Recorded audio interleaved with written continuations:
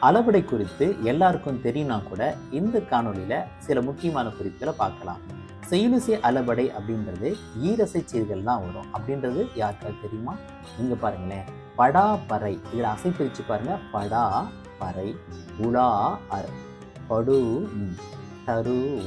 எல்லாரும் என்ன நினைச்சிட்டு இருக்கோம் அப்படின்னா, அப்படின்னு வந்தா அது இன்னிசை அளபடையா இருக்கும் அப்படின்னு நம்ம நினைப்போம். ஆனா ஈரசை சீர்கள்ல வந்தா அது செய்யுளிசை அளபடை என அழைக்கப்படும். அதுவும் டிஎன்பிசியில் இந்த கேள்வி கேட்டிருக்காங்க. இன்னிசை அளபடை எப்படி வரும்? மூவசை சீர்கள்ல வரும் இல்லைங்களா? பிரிச்சு பார்க்கலாமா? எடு பது உம், எடு பது உம், உம் பது உம். அப்ப வந்து அது மூவசை சீரா இருந்தாதான் அது இன்னிசை அளபடை. அதே வந்து ஈரசையா இருந்தா அது செய்யுளிசை அளபடையா இருக்கும். உங்களுக்கான பயிற்சி தான் பின்வரும் அளபடை சொற்களுள் இன்னிசை அளபடை சொல்லை